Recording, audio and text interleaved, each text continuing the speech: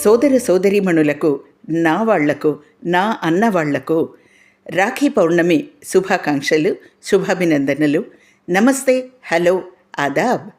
భవిష్యోత్తర పురాణంలో అక్క చెల్లెళ్ళు అన్నదమ్ముళ్లకు రాఖీ కడుతున్నప్పుడు చెప్పాల్సిన శ్లోకం ఏనబద్ధో బలీరాజో దానవేంద్రో మహాబలః తేన త్వామభిబధ్నామి రక్షే మాచల మాచల అంటూ నన్ను రక్షించు అన్నా అని వేడుకుంటూ ఒక సోదరి తన సోదరుని చేతికి రక్షాబంధనం కట్టేటటువంటి పవిత్ర పుణ్యతిథి ఈ రాఖీ పౌర్ణమి. ఈ రాఖీ పౌర్ణమి రోజుకి మనం ఈరోజు ఫూల్ మఖనా అలాగే ఫ్లాక్స్ సీడ్స్ అవిసె గింజలు వాడి హల్వా చేసుకుందాం. దానికి కావలసిన పదార్థాలు ఫూల్ మఖనా, ఆ తర్వాత 1 కప్పు అవిసె గింజలు, నెయ్యి, పాల పొడి, డ్రై ఫ్రూట్స్ జీడిపప్పు, బాదాం. నేను ఈ ఫూల్ మఖనా అవిసె గింజలు వేయించుకొని ఇలాగా 1 కప్పు వచ్చేలాగా బాగా పొడి చేసేసి ఆల్రెడీ రెడీగా పెట్టుకున్నాను. అయినా కూడా ఎలా తయారు చేసుకోవాలో మీకు చూపిస్తాను.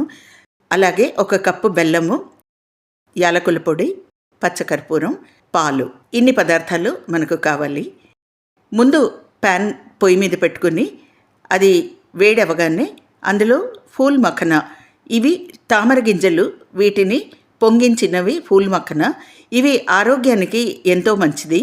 మనకు రక్షణ ఇచ్చేటటువంటి మన సోదరులు ఆరోగ్యంగా ఉండాలి కదా, అందుకోసమని ఈరోజు ఈ హల్వా చేస్తున్నాము. సో ఇందులో సగం అవి కరకరలాడుతూ వేగుతుండగానే అవిసె గింజలు కూడా వేసేస్తాము. ఇవి రెండూ కలిసి వేగినప్పుడు అవిసె గింజలు చిటపటలాడుతూ చక్కగా పొంగి మంచి వాసన వస్తుంది. నువ్వుల్లాగే ఇవి కూడా చిటపటలాడతాయి.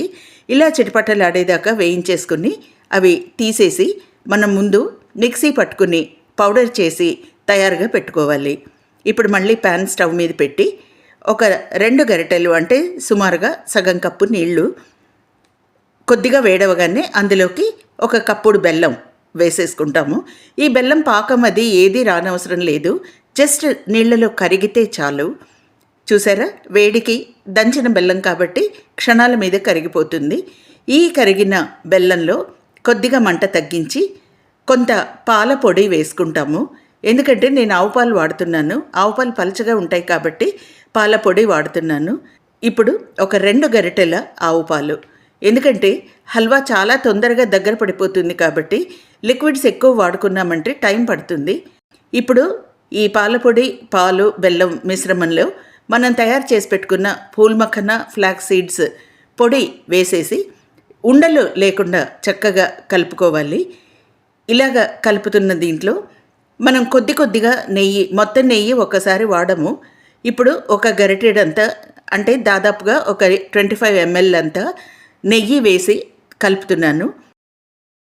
అలాగే కొన్ని ఫూల్ మఖనాలు వేయించినవి మనం పక్కన పెట్టుకున్నామంటే ఇలా పైన వేసుకున్నప్పుడు అవి కూడా హల్వాలో ఊరి తినడానికి చాలా బాగుంటాయి.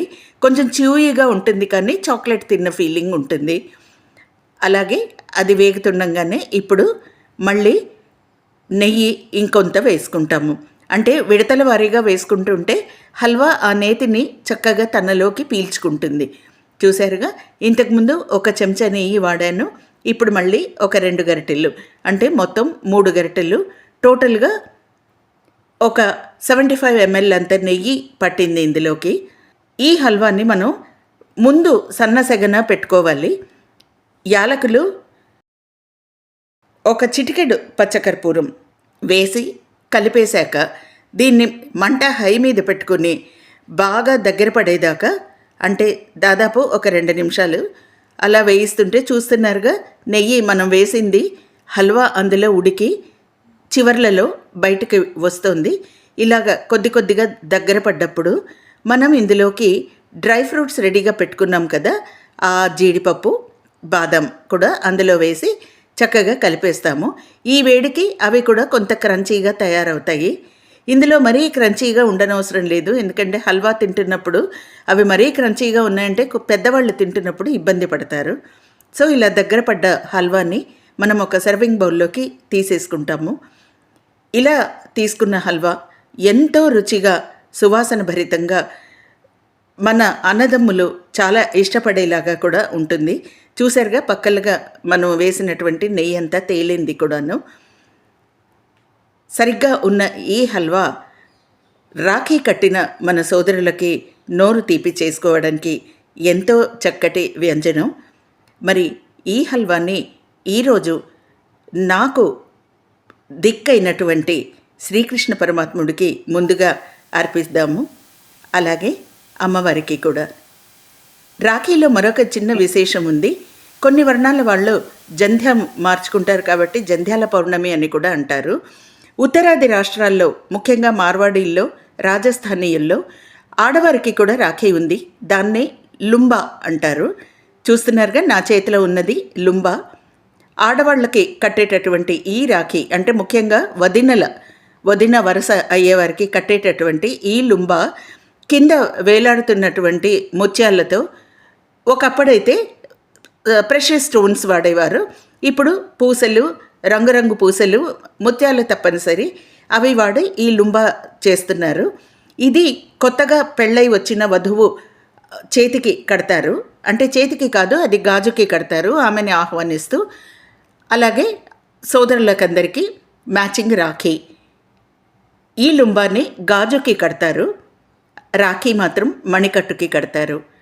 రాఖీ పర్వదిన సందర్భంగా సోదర సోదరీమణులందరికీ శుభాకాంక్షలు, శుభాభినందనలు మరోసారి తెలుపుకుంటూ మరో వీడియో వచ్చేదాకా సెలవు. మరి ఈ వీడియో కనుక మీకు నచ్చినట్లయితే లైక్ చేసి, షేర్ చేసి, సబ్స్క్రైబ్ చేయండి. అలాగే పక్కన ఉన్న బెల్ ఐకాన్ని ప్రెస్ చేస్తే నేను అప్లోడ్ చేసేటటువంటి కొత్త వీడియోస్ నోటిఫికేషన్ మీకు వెంటనే అందుతుంది. మళ్ళీ తిరిగి మరో వీడియోతో కలిసేదాకా నమస్తే, హలో, ఆదాబ్.